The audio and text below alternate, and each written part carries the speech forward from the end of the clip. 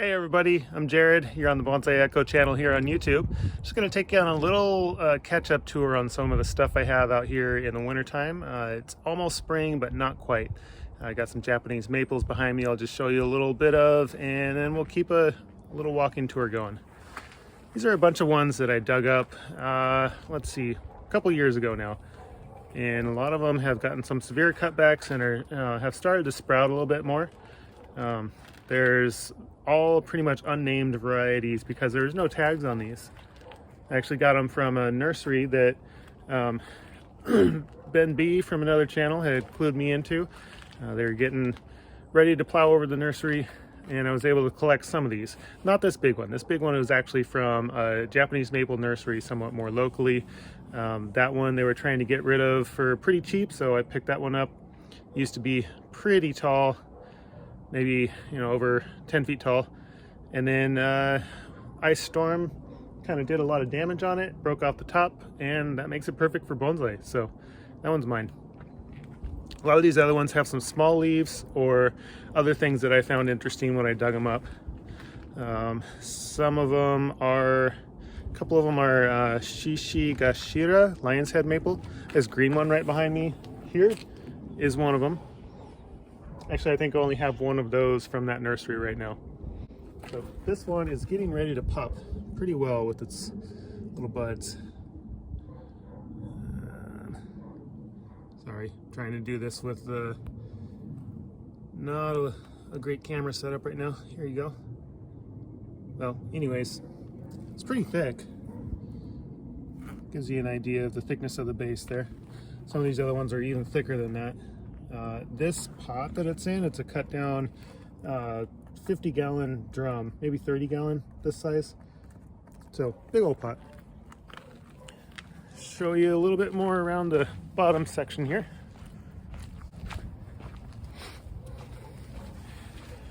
Some of the other big ones around here, I have a bunch of Stuartias.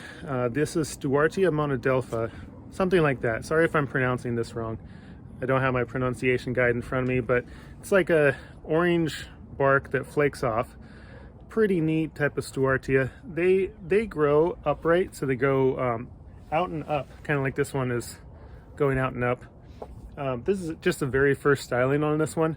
This was a completely bare stump before this last year, and all of this growth came out last year. So all these stems that you see on there is new growth from last growing season. Pretty confident this one's going to be doing pretty well this year. Maybe you can see the buds.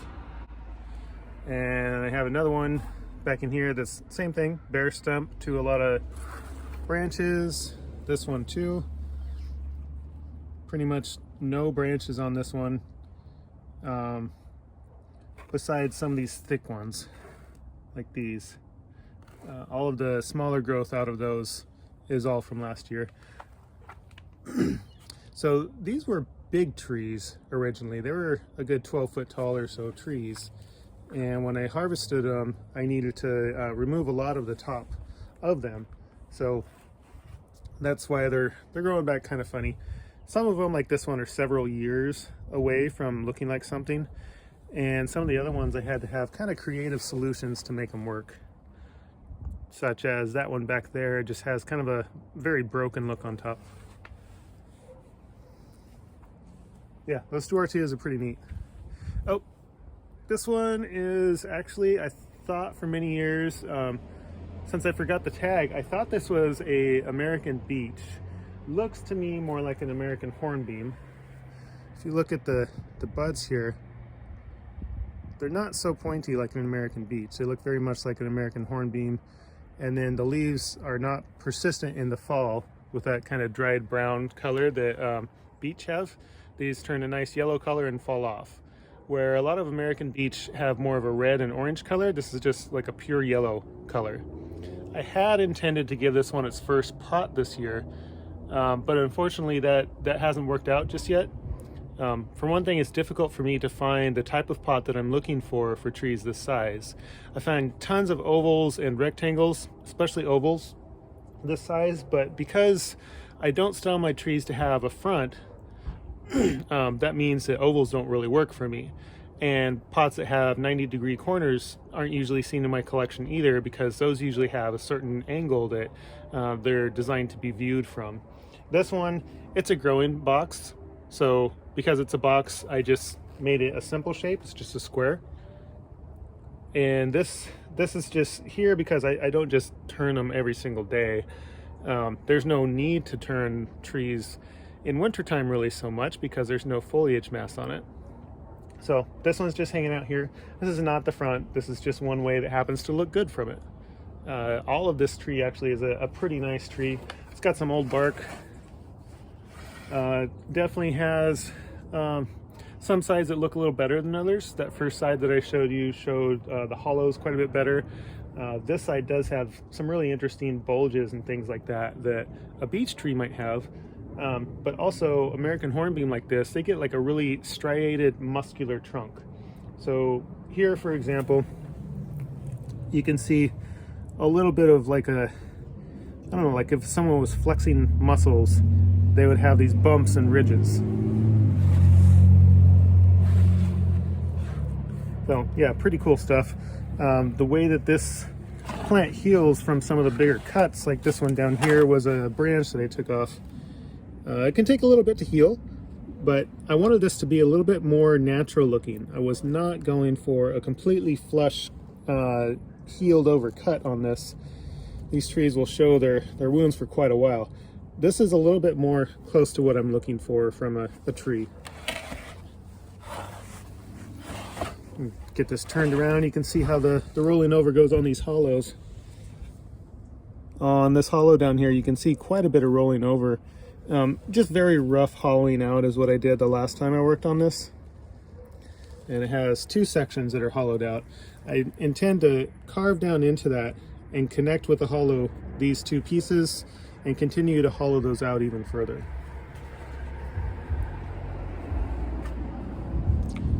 That'll be nice when I find it a pot that I really like. I found one from one of the bonsai auctions that I look at on Facebook quite a bit.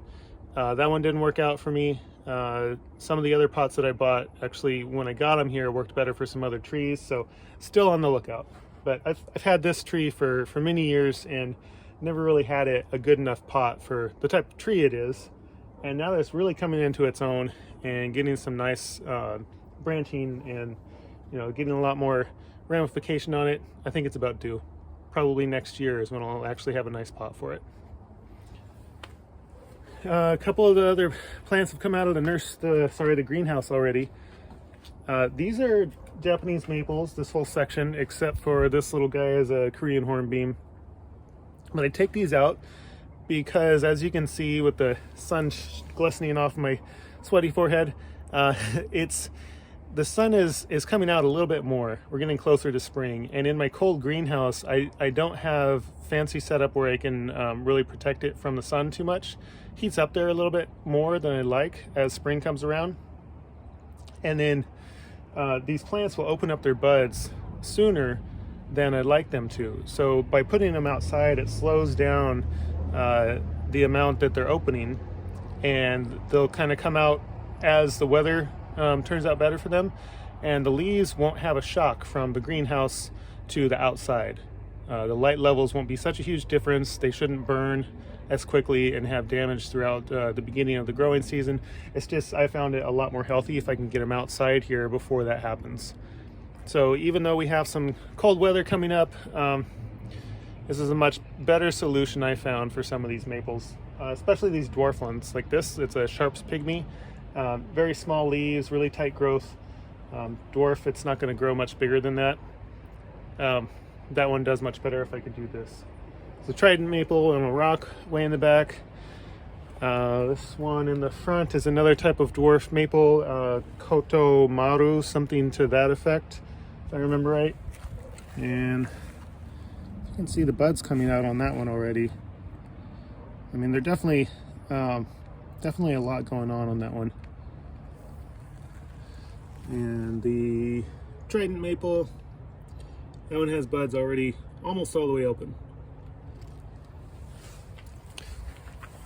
So yeah, I didn't really quite have enough time to do a full-on video with some sort of demo today, but It was just a little tour so you can see what I've been working on.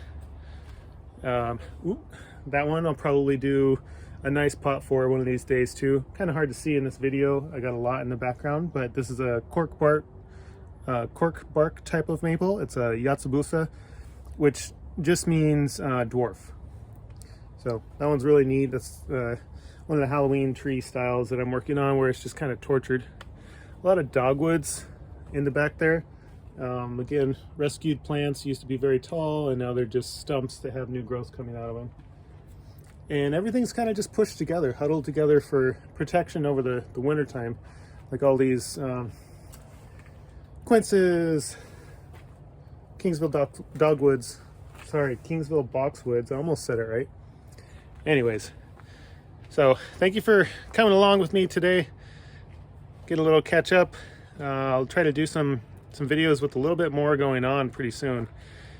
I have some new material coming into the workshop here pretty quick, and also some things I've been working on getting to. Some grafting for roots, air layering is coming up next, and some fertilizer, some other things like that that are spring activities that I'm going to get to. And so yeah, thanks for stopping by, and I hope to see you next time. Later, everybody.